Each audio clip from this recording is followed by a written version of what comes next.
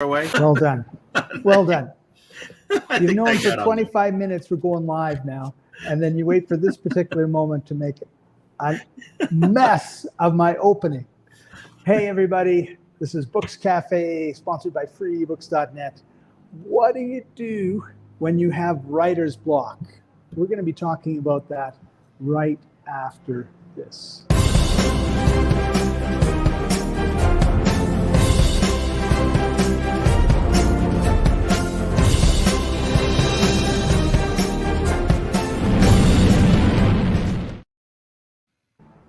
Welcome to the show, everybody. I'm Scott Patton. He's Chaffee-Thanh Nguyen. How are you doing, Chaffee? I am awesome. How are you, Scott? I'm doing good.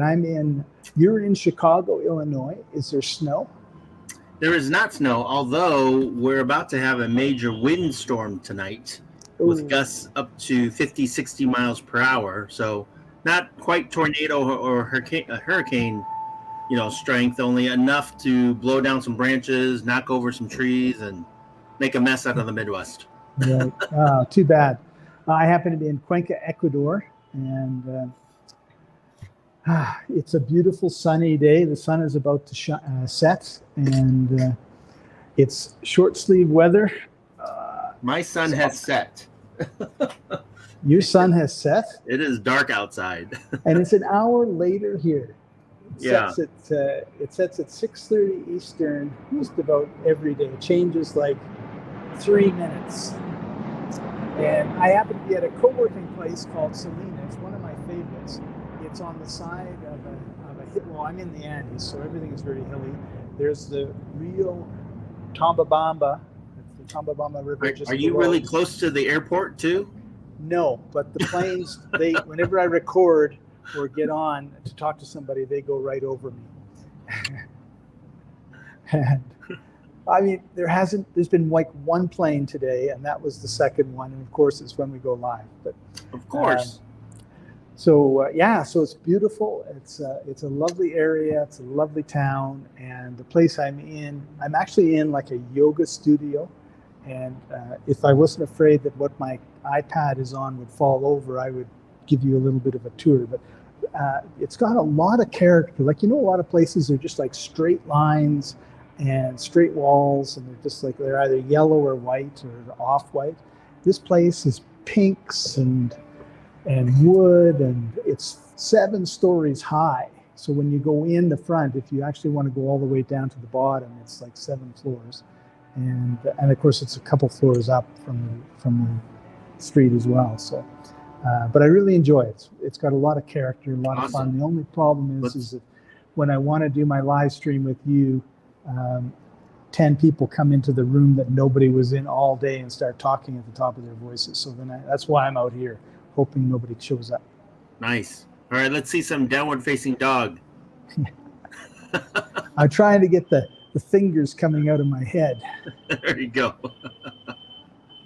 So Chaffee, one of the problems that authors have all the time is writer's block. They don't know what to write. They seem to be stuck. And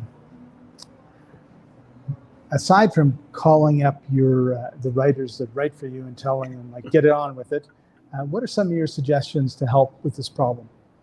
Well, before I tackle that topic, I just want to shout out to all of our live viewers out there. And if you have any comments or questions and want to share anything, make sure you put your comments in the chat or post, and we can see it, and we can say hey and answer your questions if you have any questions. And by the way, I don't know if you noticed what I did there, Scott, is that I changed the topic because I didn't know what to say or how to say it because I have writer's block. So what you're saying is, when you have writer's block, start a new book. There you go. Talk about something else. Now, here's one of the best things to, first and foremost, is that when it comes to writing, sometimes you have to get into this groove, right? Into this mode, because I have sat down and just like started pounding out stuff. It reminds me of when I was in high school, I was doing creative writing. I love creative writing, just making up stories and just writing crazy things. And one time I got this English assignment where I had to do this report, and I had a partner. and my partner and I had to get together and we had to brainstorm and write about, I forgot what the topic was.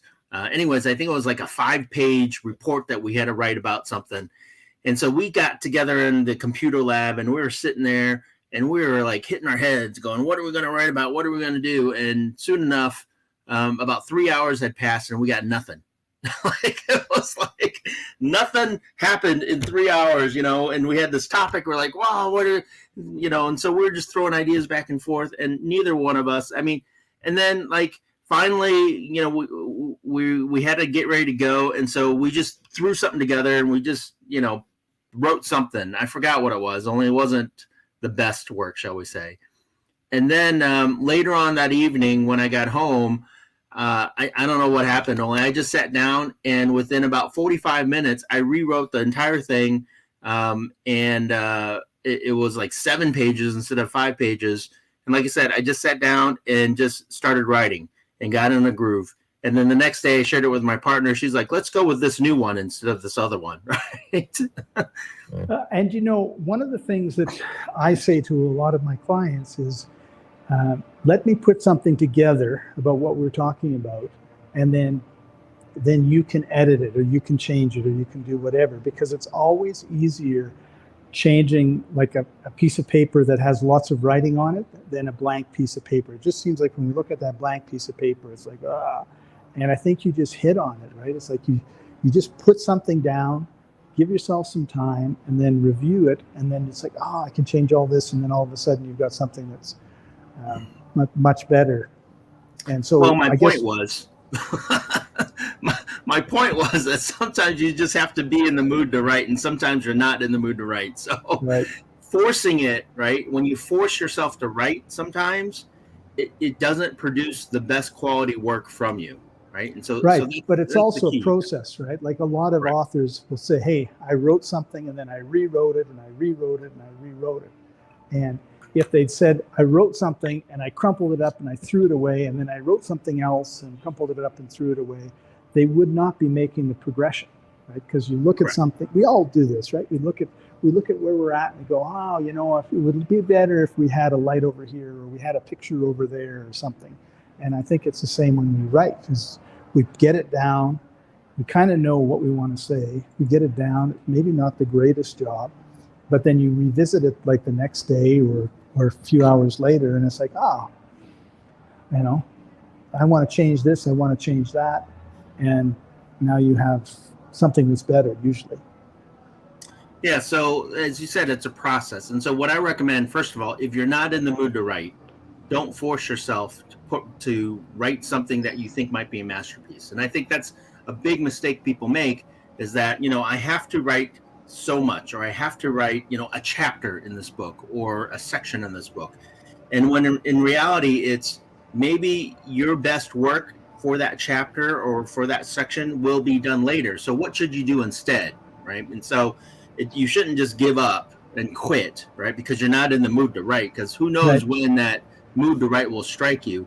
And instead, you should do what you said, Scott, which is get something down with the understanding of that's not the final product. And the mistake is people want to sit down and they want to write, and they want to write like the masterpiece or the final product.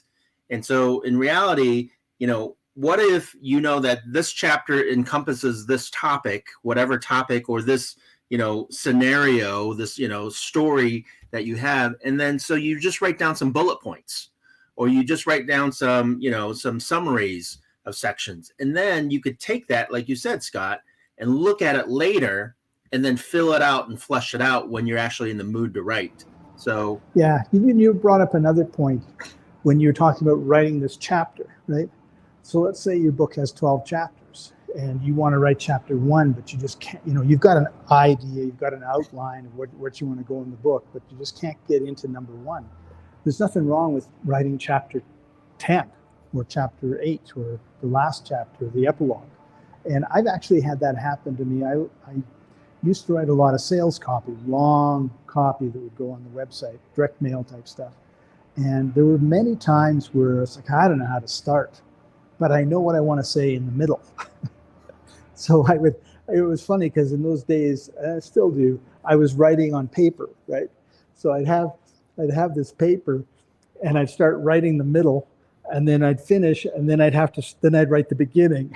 So I'd go like 1, so I knew where it was, and then I'd start writing it, and then I would think, I don't know how to connect this to the top part, but I know how I want to end it. So then I'd write the ending, and then I'd figure, how do I connect the first part to the ending, and the beginning to the middle, and then it became a puzzle, which was always fun to solve.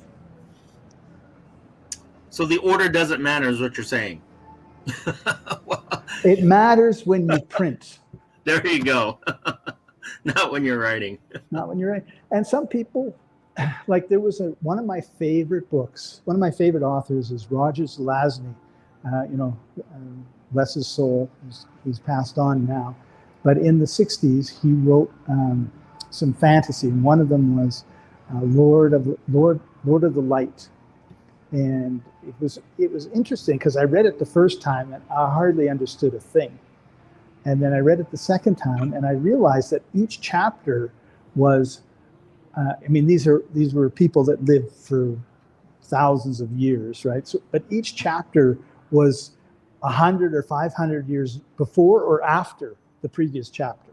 So he actually like jumped all over the place, right? And which was one of the reasons why, as a 13-year-old, I didn't understand it. But I lost the book, and I bought it in a secondhand bookstore. And the guy who owned it before me had gone through, and at the end of each chapter said, the story continues. So at the end of chapter 1, he goes, the story continues in chapter 11. At the end of chapter 11, he goes, the story continues in chapter 3. So he'd actually gone and chronologically figured it all out, right? So it was really. It's funny you say that. Is I am a science fiction fantasy avid or addict or avid reader, whatever you call it. Right? I started reading science fiction fantasy when I was like 11 years old, 5th or 6th grade. Same here. And when I got to college, one of the classes I had to take was English literature or some English writing comprehension class or whatever, and they had us do these book reports. And so the way that I wrote was very similar to science fiction fantasy, which was just like that author, where I would introduce a character, and then the next chapter would be a completely different character. Like it was almost like a completely different story because, you're doing character introductions or you're doing, right. You're jumping around from scenario to scenario, and then eventually you tie it all together at the end. Well, my English teacher really did not like that. She was looking for the structured, here's the intro, here's topics 1, 2, and 3, and then here's the conclusion, right? So know what you're talking about. And so I turned that in, and I got this paperback that was all red, bright red, with a whole bunch of things, and I got like a D on that paper. I'm like, why the heck did I get a D on this paper? I thought I did a pretty good job, right? Yeah, that's really sad. So once I figured out what she was looking for, right? I just took the same stuff, reorganized it, and then I turned it in and she gave me an A. So, so if you're taking a class out there, especially an English composition class, the most important thing that you need to know to pass the class is what is your teacher looking for? Because she was obviously not looking for how I was writing. You reminded me when I was in university, and I took a 4-week business Bachelor of Honors course, and the last semester I had no A's in any of my classes, and I thought it'd be nice to have an A. It turned out one of the classes that I took was called business administration or something like that, or it had to do with interpersonal reactions. And so it was a lot of group work, and we would get in these small groups and we would go do something, and then at the end we had to write some reports.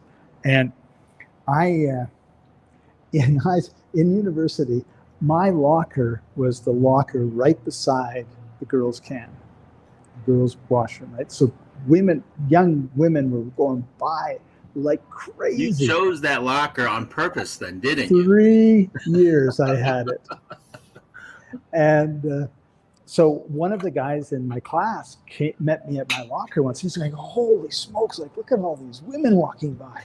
And I go, yeah, it's pretty nice. And I said, in my locker at the end, there's a hole. And he goes, what? And he sticks his head in the locker. And then he's like, doesn't want to bring his head out because now he's beat red and he knows that I got him, right? So, so it wasn't like he put his head in and out. He put his head in and then he goes, oh, geez, what should I do now? I'm stuck here. And then he came out, he was beat red. And then there was a couple other, and I forget them now, incidents that were the same, right? So at the end, we had to write this book report. And so I took that incident. I was wondering what they had to do with authoring. So no, I took these experiences with the group that were funny, and I didn't just put them in so that they would laugh. I put them in and then I tied them to an aspect of the course, right? I mean, you can't just write a comedy thing and say that's a book report on something that has nothing to do with it, right? But I said, trust, for example. I don't know if that's what I use, but you develop trust, and then this is what happens.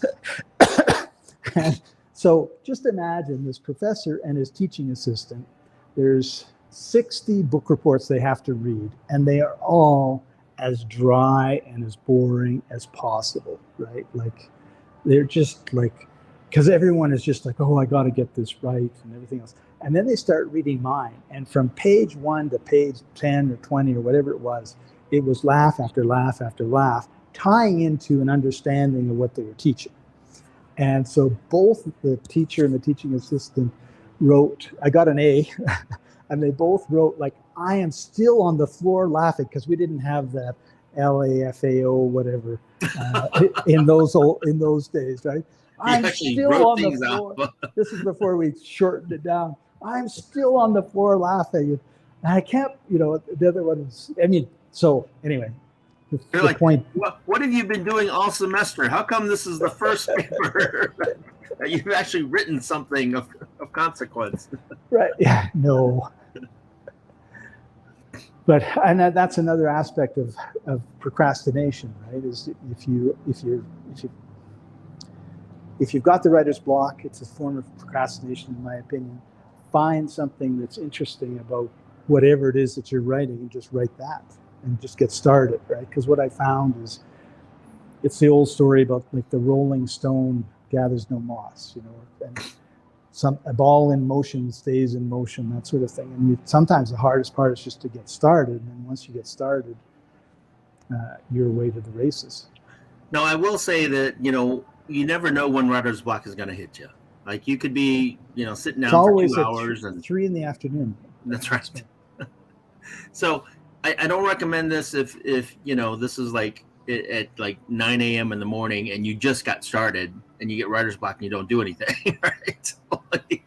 And if you've been sitting around for a while, maybe you've been working on some other things, write this down. This is a writer downer that I always keep in my head, and it actually comes from a movie called Boiler Room. Right? So it comes from this movie, and what you want to write down is that motion creates emotion, right? Motion creates emotion. And I've gone into this training about your emotional state, how you can manifest your emotional state or control your emotional state, using one piece of that is your physique, is your physiology, how you move. So if you're like sitting slumped over and you're tired, or like slouching or whatever, your emotional levels are down. And sometimes because you have a low emotional level, then that creates challenges with your thinking process or with the energy levels that you have that prevent you from having motivation to write, shall we say. Good and point. So if you're been sitting around for a couple hours and you get writer's block, maybe it wouldn't hurt for you to stand up and walk around for 5-10 minutes, right? Yeah, move your body. Move your body, get some motion going, and that motion will create some energy for you and give you some motivation, give you some emotion so that you can help overcome some of that writer's block. So that's something to keep in mind if you're hitting a writer's block is, how long have you been sitting? How long have you been, where are your energy levels, and paying attention to that? Because a lot of times people are struggling thinking, like beating themselves up, not realizing that doesn't help, right? Chaffee, have you ever been to Key West in Florida? Oh, I have. Did you go to Ernest Hemingway's house? I did not. What? We're going to have to fire you. Ernest No. Hemingway lived in Key West for a number of years, Mhm. and he did not write sitting down. And I believe he wrote, like, he didn't have a typewriter. I mean, I don't know, but it didn't look like he had a typewriter, but he had a standing writing desk. And the floor is wooden, and the floor is worn out right in front of this desk, where he would stand all day writing and everything else. So, sometimes sitting is not necessarily the best thing to do. And the other thing that came up from what you were saying was, and this has maybe a little bit more to do with, you're writing a mystery, and you know who the villain is, you know who the hero is, you know how they did whatever they did, but you don't know how to solve one aspect of the puzzle, right? In your mind, like you're stuck. And if you're just sitting there, like you were saying, hunched over, trying to figure it out, oftentimes the answer never comes. But those are the times when I would recommend going for a walk along the river, or going into the park, and just getting into an entirely new environment, not thinking about it at all, thinking about what you're going to do some other time. And what happens with me when I have a problem and I do that is, boom, oh, there's the answer to the problem. Now I know how he got into the locked room and how he got out. And again, don't use that as an excuse to continue to procrastinate. Use it as a problem-solving thing. Like, I don't know how to write. I'll go for a walk. Scott said go for a walk.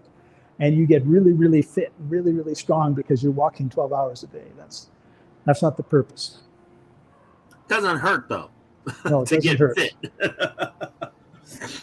Absolutely. Here's another suggestion, too. If you're experiencing writer's block late at night or before bedtime, I recommend that when you're in bed, before you fall asleep, that you think about what you need to write about. Because what happens is that when you do fall asleep, your mind doesn't stop working. It continues to process what the last thing that you were thinking about. And oftentimes you'll see that people sometimes watch TV before they go to bed, and then they'll have a dream about the show or the news that they saw on the TV. Well, that's because that's the last thing your mind was on. And so that's what you dream about. And so sometimes when you have that writer's block and you think about it right before you fall asleep, then your mind continues to process that. And then you wake up in the morning. Now, also, you might want to keep a pen and paper by your nightstand. I was going to suggest when you wake up and you get this idea, you could write it down right away before it disappears from your mind. So yeah. I was talking to one author, and he says, I had this dream. My mind was working. Oh, this is awesome. And it's like 4 a.m, and I woke up, and then I went back to sleep, and I have no idea what it was. I just remember that it was awesome. So yeah, always keep a pen and paper by the desk, by the light stand by your bed, because if you wake up and you've got a great idea, write it down, because your mind works 24/7. And I do recommend paper and pencil because, this is true too, even if you have a recorder, because sometimes if you have a recorder by your bed and you wake up and you start reciting what you thought about, then when you actually wake up, then it's like, it's like a mumble, right? It's like you thought you were What awake. Did I say? What did I say? I recited all my entire dream in this recording, and I don't understand what I said. Well, with some of us, when it comes to writing, it's the same thing. Many times I've written something down and go like, what could that possibly be? So all great strategies. And how much time do we got, Scott? I got one more thing. You got time for one more thing. But actually, is this one more thing like a tip? I don't know if it's a tip.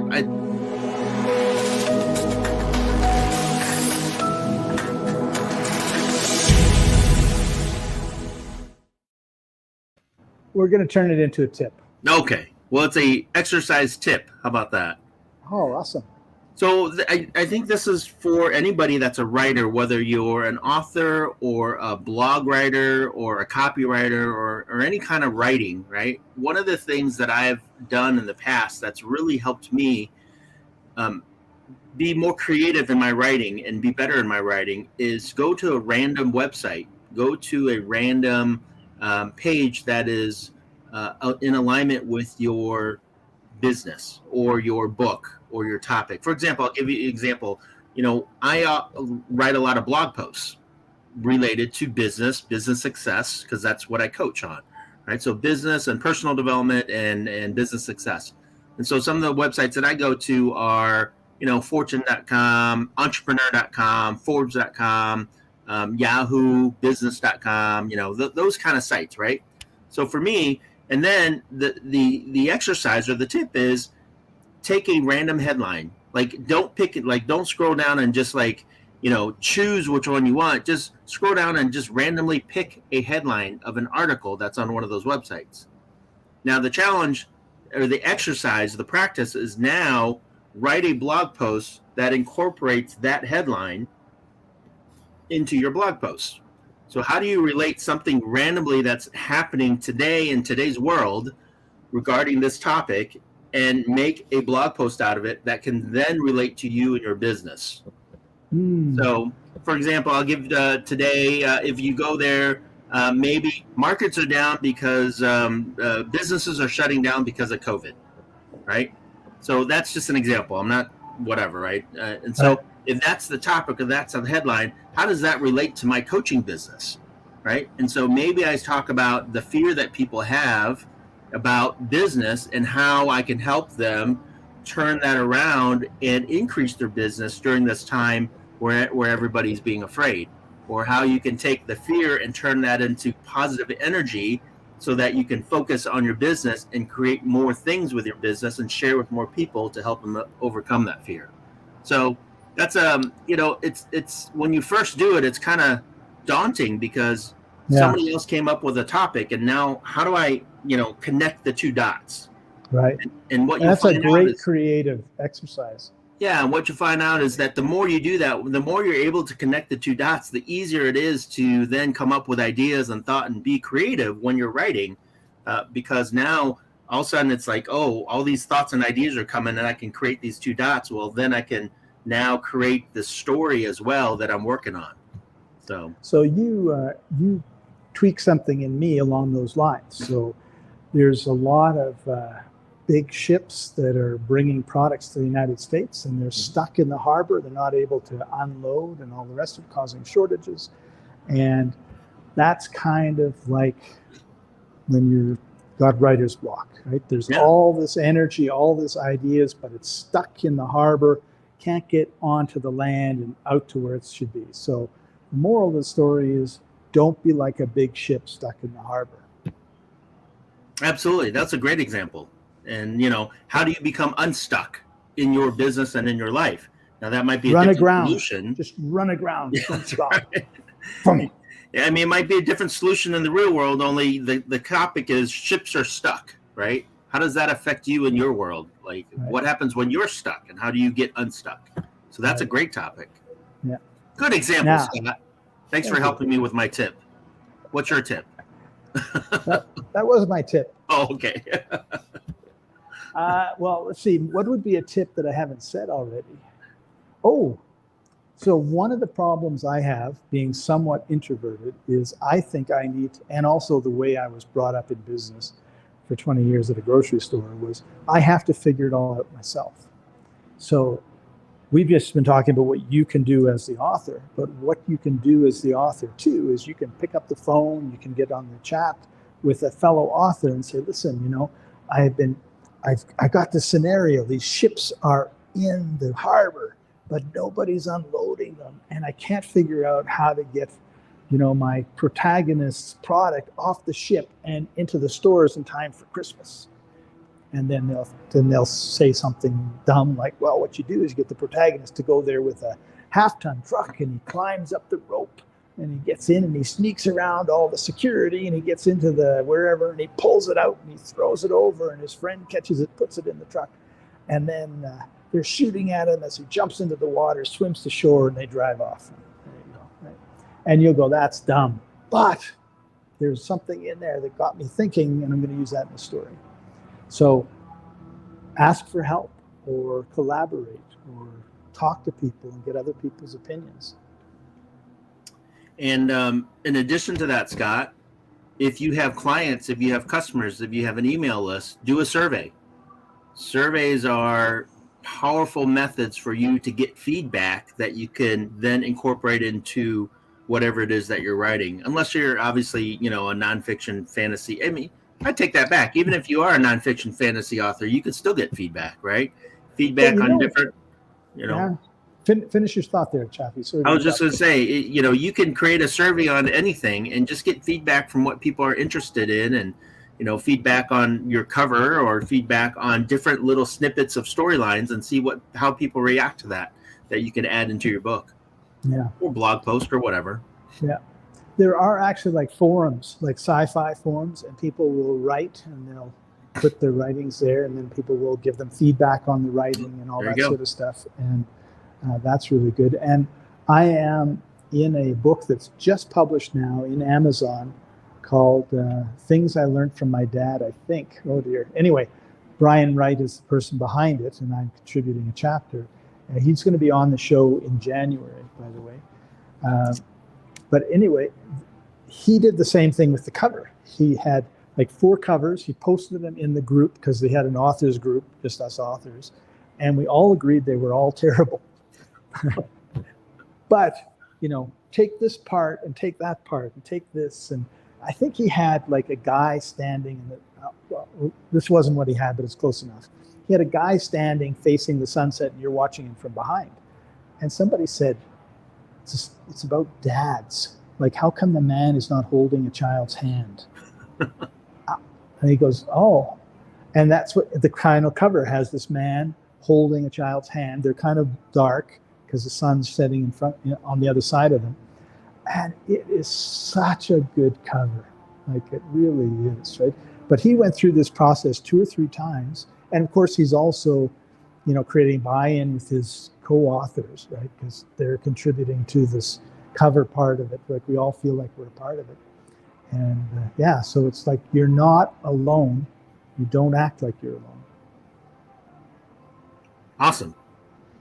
All right, Chaffee, if people want to talk to you more about children's books, which you write, or business, which you coach, or all that sort of stuff, where should they go?